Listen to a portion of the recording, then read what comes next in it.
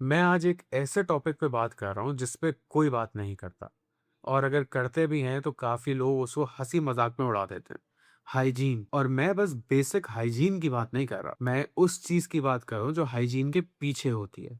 Self respect, empathy, लोगों का एहसास और ये थिंकिंग कि जो मैं हूँ वो सिर्फ़ मेरे लिए नहीं, आस-पास के लोगों के लिए भी इम्पोर्टेंट है। क्योंकि पाकिस्तान में या एक देसी कॉन्टेक्स्ट में हमने हाइजीन को एक बहुत पर्सनल मैटर बना लिया है, जबकि ये एक सोशल रिस्पॉन्सिबिलिटी बनती है। सबसे पहले हम बात करेंगे पर्सनल हाइजीन के बारे में। अच्छा, पर्सनल हाइजीन में ये नहीं आता कि आप लोगों के लिए अच्छा दिख रहे हो या लोगों के लिए अच्छा स्मेल कर रहे हो या लोगों के लिए अच्छे काम कर रहे हो। पर्सनल हाइजीन में ये आता है कि आप अपने बारे में क्या समझते हो, आपकी सेल्फ रिस्पेक्ट कहाँ आती है, आप अपने आप को लेकर कितना कॉन्फिडेंट फील करते हो, आप अपने आप को लेकर कितना खुश फील करते हो, आप अपने आप को कितना कॉन्फिडेंट फील करते हो किसी सिचुएशन में जाने के लिए। ये सब चीज़ें एक बहुत पर्सनल सेंस में आती हैं। जब आप अपनी बॉडी ओडर को नहीं सँभाल रहे, जब आप ब्रश नहीं कर रहे, आप फ्लश नहीं कर रहे, आप कोई ऐसे हाइजीनिक हैबिट्स आपके नहीं हैं, तो ऑफ़ कोर्स उस चीज़ का आपकी सेल्फ रिस्पेक्ट, सेल्फ वर्थ पे बहुत फ़र्क पड़ता है। क्योंकि अनकॉन्शियसली आपको लगता है कि यार सामने वाला आपसे ज़्यादा है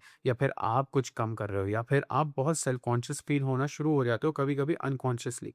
हर बंदे में ये कैपेबिलिटी नहीं होती जो कि is half the reason of why people don't have good hygiene.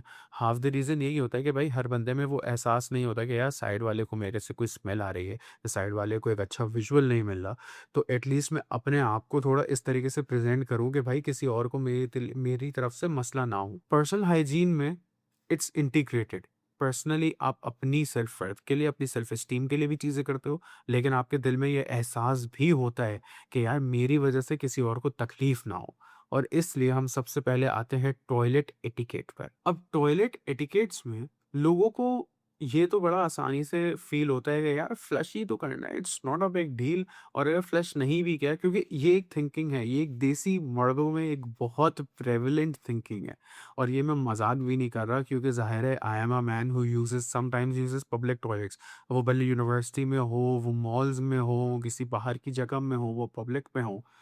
तो मैं जब कोई टॉयलेट यूज़ करता हूँ तो I have faced my fair share of very bad incidents. मैं एक टाइम पे मैं 2-3 महीने के लिए एक हॉस्टल में रहा था विद 18 टू 19 अदर मेन। और जो वहाँ मैंने नज़रिए देखे हैं, जो मतलब मैं क्या ही बोलूँ, जा वो जो वहाँ मैंने ऐसे विजुअल्स देखे हैं, I don't think I can forget them. क्योंकि it just feels so sad कि यार आप इतने बड़े, आप 30, 35, 40 साल के अंकल हो गए हो and you don't have the decency to flush. आपको लगता है कि यार बराबर वाला आगे कर लेगा, या आपकी अपनी इतनी ज़िम्मेदारी नहीं बनती कि आप फ्लश कर सको। मतलब आपका क्या माइंडसेट है कि आपको लगता है कि आप अपनी गंदगी भी साफ नहीं कर सकते हैं और you are not accountable enough to clean that mess. कोई और आके करेगा, क्यों कोई और आके करेगा? और ये देसी हस्बैंड में, और मैं ये हर हस्बैंड की बात नहीं कर रहा, ना ही मैं बात कर रहा हूँ ऑफ सर्टेन क्लासेस या सर्टेन माइंडसेट्स में, कुछ बात नहीं कर रहा मैं, एक देसी हस्बैंड की इन जनरल बात कर रहा हूँ। ये ऊपर से नीचे हर क्लास में प्रेवलेंट हो सकते हैं, होते हैं बल्कि। उनको लगता है कि वो फ्लश करके नहीं आएँगे, उनकी वाइफ़ आके फ्लश कर देंगी, या उनके घर में कोई और आके फ्लश कर देगा, हम फ्लश नहीं करेंगे। क्यों नहीं करोगे? मतलब एक बटन दबाने में आपका कितना टाइम जा रहा है? आप कहाँ बिज़ी हो रहे हो? आप एक बटन नहीं दबा सकते और आप एक प्रेज़ेंट छोड़ के चले जाते हो अपनी फैमिलीज़ के लिए टॉयलेट में कि भाई वो आके देखेंगे, वो आके फ्लश कर देंगे। People don't even flush, people don't even clean after themselves. मैं अपनी आज तक की जर्नी, स्कूल से लेके यूनिवर्सिटी तक में अगर मैं बात करूँ, तो स्कूल में मैं आज तक 2 से 3 बार वॉशरूम गया हूँ। उसमें से एक रीज़न तो ये था कि भाई I was very under confident, मैं जाता ही नहीं था। लेकिन अगर मैं उनमें और आधा रीज़न ये था कि वो स्कूल का नज़रिया इतना हॉरिफाइंग होता था, वो, क्योंकि आई डोंट नो, वो स्कूल के बच्चों को, मतलब आप इतने बड़े हो जाते हो, आप क्लास 6, 7, 8, इसमें आप में इतनी अकल तो होती है कि आपको कहाँ क्या करना है। लेकिन मसला ये होता था वो टॉयलेट के अलावा बाकी हर जगह होती। बाकी हर जगह गंदगी होगी, टॉयलेट के अंदर ही नहीं होगी। इट सीम्ड डिलिबरेट, ऐसा लग रहा था कि भाई जानबूझ के इधर-उधर करके आ रहे हैं ताकि बराबर वाला अज़ियत में रहे। It's so sad to see. और ये चीज़ें कहाँ से सीखता है बंदा? ये चीज़ें घर से सीखता है बंदा। हाइजीन आपको टीचर आके नहीं बोलती कि बेटा आपको ऐसे नहीं ऐसे करना है, आपको घर पे सिखाई जाती है ये चीज़ें। जब आपकी अम्मी या अब्बू आके बोलते हैं कि भाई जो आपका है वो इसके अंदर होना चाहिए, अपने आप के अपना साफ करके रखो, कोई और आ रहा है तो उसको तंग नहीं होना चाहिए। It's just very messed up to see. और ये मैंने अपने स्कूल में भी देखा है, ये मैंने अपने कॉलेज में भी देखा है, ये मैंने अपनी यूनिवर्सिटी में भी देखा है। और सबसे ज़्यादा दुःख जो होता है वो यूनिवर्सिटी में देखकर होता है। क्योंकि यूनिवर्सिटी में 19-20 से ऊपर की, अब you are touching your 20s, 20 साल की उम्र में इतनी अकल तो होनी चाहिए कि यार मैं अगर कोई काम करके आ रहा हूँ तो उसको सफाई भी तो करनी चाहिए। It's just so sad to see कि हम में इतनी ऑडेसिटी होती है कि हम बगैर कुछ साफ किए हम ऐसे ही आ जाते हैं और हमें लगता है कि दूसरे वाले बंदे की क्या परवाह। तो it's just so sad to see. तो क्योंकि अकाउंटेबिलिटी नहीं है ना, सारा मसला ये है कि अकाउंटेबिलिटी नहीं है। अकाउंटेबल होने के लिए बहुत स्टेप्स करने पड़ते हैं और उसके लिए सबसे पहली चीज़ है कि आप, घर से शुरुआत होती है। घर पे अगर कोई मेस कर रहा है तो आप सबसे पहले तो उसको सही से सिखाया जाता है, सही से बताया जाता है।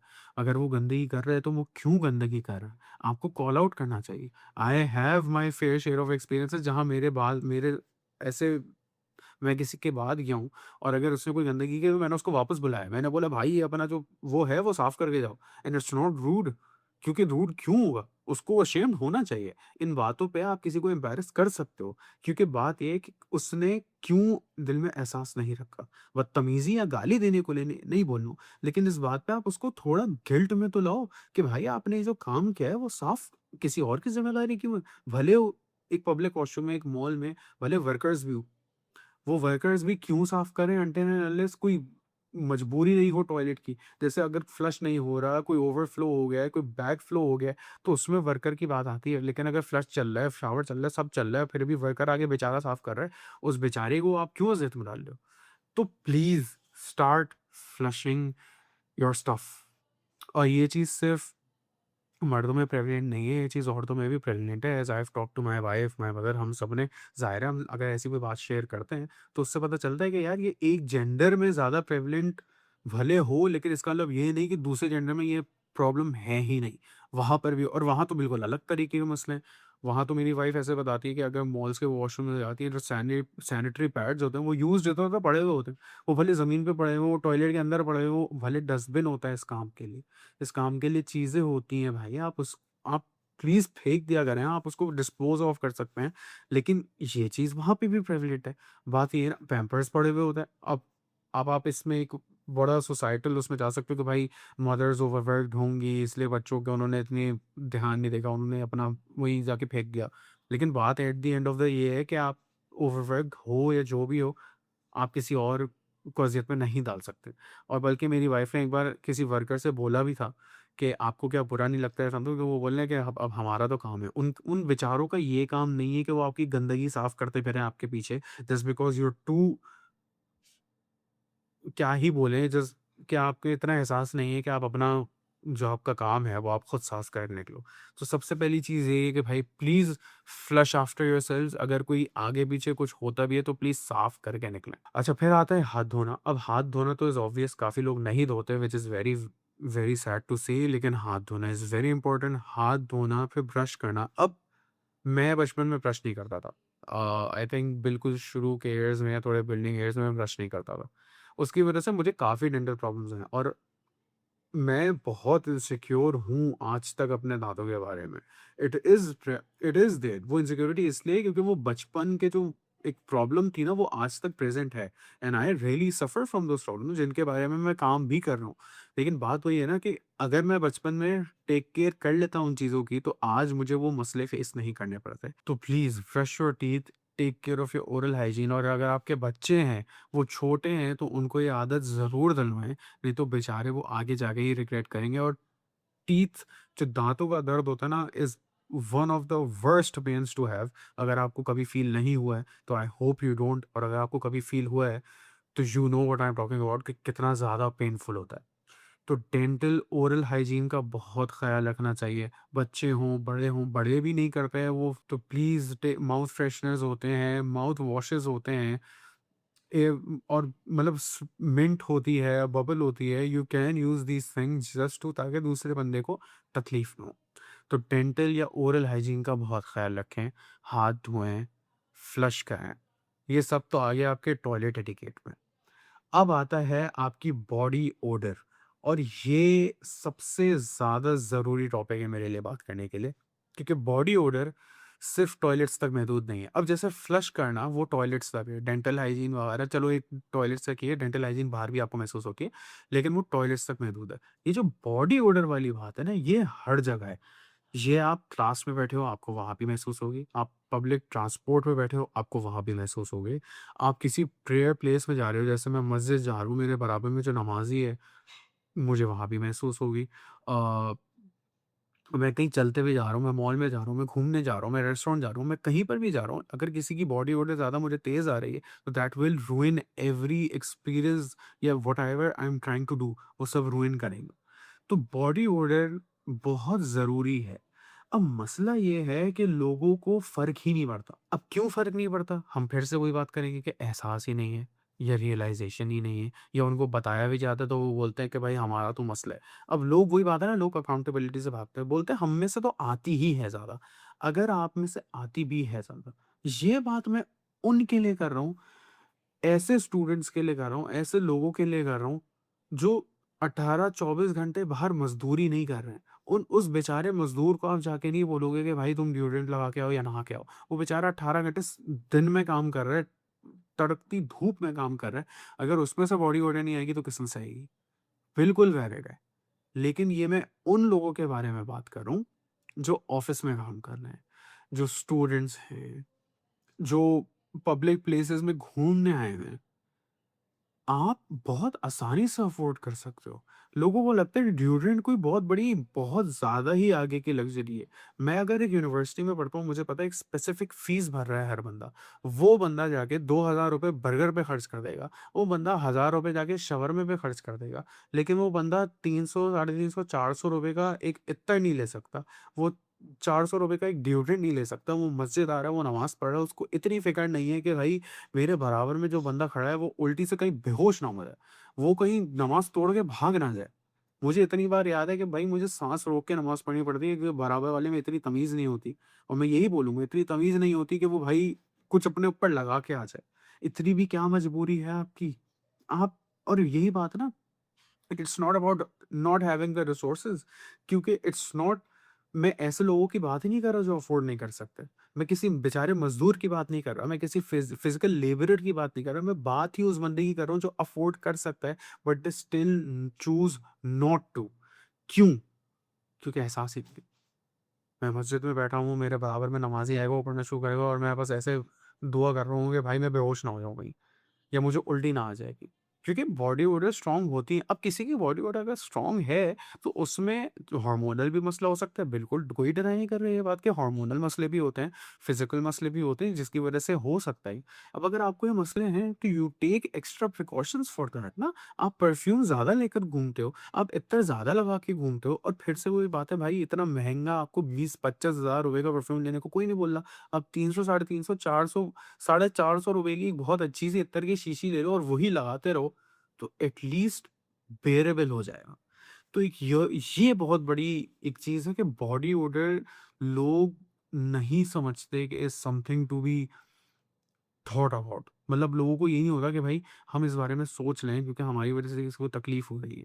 लोगों को फ़िक्र नहीं है, फ़र्क नहीं पड़ता। क्यों नहीं पड़ता? ये तो एक सैड बात है ना कि क्यों नहीं पड़ता? तो please, if you have the resources, buy a deodorant. मैं तो नहीं तो सेरेनाफाइड के डिओड्रेंट्स में बेचना शुरू कर दूंगा। I am just joking about that, लेकिन इट्स जस्ट ऑनेस्टली कि भाई buy a deodorant, buy a perfume, buy something, please get something जो दूसरे को अजियत से बचाए। अब पाकिस्तान में या देसी कॉन्टेक्स्ट में एक बहुत बड़ा नैरेटिव है कि भाई मर्द जो होता है ना उनके पास से तो आती ही है स्मेल, या मैस्कुलिनिटी का मतलब है कि भाई स्मेल आना।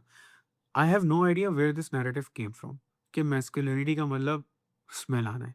आई थिंक कोई सीरीज़ है, आई डोंट रिमेंबर, कोई वेब सीरीज़ है, उसमें एक बहुत फ़ेमस सीन है ऑफ समवन जो सामने वालों को धमका रहा होता है, वो बातें कर रहे होते हैं, वो यही बोल रहे होते हैं कि भाई हमारे पास से वो स्मेल आ रही है ना, वो मेहनत करने वाले लौंडों के पास से आती है। वो आपके पापा के पास से भी आती है, क्योंकि वो दिन भर काम कर रहे हैं। भाई पापा दिन भर ऑफ़िस में काम कर रहे हैं। मेहनत मेहनत आप ऑफ़िस में कर रहे हो, मेहनत आप कहीं और नहीं कर रहे हो। बात ये है ना कि it's not a masculine symbol to smell bad. Masculinity की अगर आप एसेंस में जाए ना, तो ये होता है कि भाई एक बंदा ऐसा हो जिसके अराउंड सारे लोग सेफ फील करें, अच्छा फील करें। अगर आपके पास से इतनी बदबू आ रही है कि भाई इस बराबर वाला बंदा बोल रहा है कि भाई मैं कहाँ फंस गई हूँ, तो where is the symbol of masculinity? Body hair को लोग बोलते हैं मैस्कुलिनिटी, अंडर आर्म हेयर को बोलते हैं कि भाई एक बड़ा मैस्कुलिन फीचर है, कि भाई इतनी ग्रोथ होती है, ये तो मैस्कुलिन है। आपके वो हो गए, प्राइवेट स्पेसेस हो गई, वहाँ हेयर हो, भई ये मैस्कुलिन नहीं, this is not masculine, this is just idiotic. ये थिंकिंग ही बड़ी इडियोटिक है भाई, कि बालों से मर्दों की पहचान है। अब सही है, आर्म हेयर है, लेग हेयर है, भई फेशियल हेयर है, इसकी भी केयर होती है। ये भी नहीं कि आपने दाढ़ी अपनी 2-3 हफ्तों से नहीं धोई है, या आप फेस वॉश नहीं करते हो। स्किन केयर मैं नहीं करता इतना। मैं बिल्कुल ऑनेस्ट रहूँगा, मैं इतना स्किन केयर नहीं करता, मैं सीरम्स वगैरह नहीं लगाता, लेकिन भाई मैं फेस वॉश कर लेता हूँ। मैं अपनी दाढ़ी वॉश कर लेता हूँ, मैं अपनी मस्टैच वॉश कर लेता हूँ, मैं अपने बाल वॉश कर लेता हूँ। हर दिन एटलीस्ट बंदा हर दिन 1 बार नहा ही सकता है, और जितनी गर्मी चल रही है एटलीस्ट 1 बार नहाना तो बनता भी है। तो वही है ना, it's not masculine to have bad body hygiene. It's not masculine to smell bad and then be proud of that, कि देखो मैं तो मर्द हूँ, इसलिए मेरे पास से बदबू आ रही है। अगर तुम मर्द नहीं होते ना, तो फिर ये मतलब दिस इज सो स्टूपिड। आप जस्टिफाई इस एक्शन को इस तरीके से करोगे कि मैं मर्द हूँ इसलिए मेरे पास से बदबू आ रही है। वही बात है ना, आप अकाउंटेबिलिटी से भाग रहे हो। आपके इतने गंदे देसी ट्रोप्स बने हुए हैं कि भाई आपको जो लगता है आप मर्दानगी के नाम पे कर रहे हो, तो हालांकि मर्दानगी या मैस्कुलिनिटी जो भी आजकल की है ना, उसमें से कुछ भी मैस्कुलिन नहीं है, कुछ भी मर्दानगी नहीं है। मैस्कुलिनिटी की ट्रू एसेंस ही लोग भूल चुके हैं। हाइजीन एक हैबिट नहीं है, हाइजीन एक वैल्यू है। और वैल्यू इस सेंस में है कि भाई एक इंसान के अंदर इतनी होनी चाहिए कि यार मेरी वजह से किसी को तकलीफ ना हो। और अगर मेरे पास से स्मेल आ रही है, या अगर मेरी वजह से किसी को तकलीफ हो रही, तो यू शुड बी अकाउंटेबल कि अगली बार से ऐसा ना हो। और ये चीज़ घर से शुरू होती है। स्कूल्स नहीं सिखाते ये चीज़, स्कूल्स को भी सिखानी चाहिए। एक पब्लिक सिविक सेंस के कोर्सेज़ भी होने चाहिए स्कूल में, कि भाई ये चीज़ें सिखाओ। म्यूज़िक पीरियड, आर्ट पीरियड तो होता है, एक सिविक रिस्पॉन्सिबिलिटी का भी पीरियड होना चाहिए, कि भाई इसमें बच्चों को ये सिखाया जाए कि भाई अगर आपको वॉशरूम जाना है तो इस तरीके से करते हैं, अगर आपके पास से स्मेल आ रही है, आप किस तरीके से अपने आप को पोर्ट्रे करते हैं, किस तरीके से कैरी करते हैं। तो बहुत सारी चीज़ें हैं जो हमारे करिकुलम से, हमारे घरों से मिसिंग है। उसमें से एक बहुत बड़ी चीज़ है हाइजीन। तो प्लीज़ अपने आप पे काम करें, अपनी हैबिट्स पे काम करें, अपनी क्लीनलीनेस पे काम करें, और किसी एक चीज़ को सिंबल ऑफ मैस्कुलिनिटी नहीं लें, या किसी एक चीज़ को सिंबल ऑफ सर्टेन ट्रेट्स नहीं लें। हाइजीन का मतलब है हाइजीनिक रहना। हाइजीन का मतलब है अपनी पब्लिक अपीयरेंस को देखना, अपनी पब्लिक सराउंडिंग्स को देखना, और किसी और को तकलीफ ना देना। तो please be careful of this. और बाकी हर दिन नहाएँ, हर दिन शावर लें एटलीस्ट, क्योंकि बहुत गर्मियाँ हो गई हैं यहाँ तो भाई हर दिन शावर लें। Just get that odour off you, take care of your body hygiene, intimate areas, under arm hair. Please इनको आराम से देखें और just remove them. It's not masculine to have them, it's not, that is stupid. तो with that I sign off, and I hope कि इस की वजह से अगर इस वीडियो में अगर आपके जहन में कोई बंदा या बंदी आई हो, तो I hope you share that with them, and share that, ताकि उनके लिए बेनिफिट हो। ये नहीं कि आप उनको रिडिक्यूल करने, but a benefit for them. तो I hope you have a very good day, and I will see you in the next one. Thank you so much for watching. अल्लाह हाफिज़।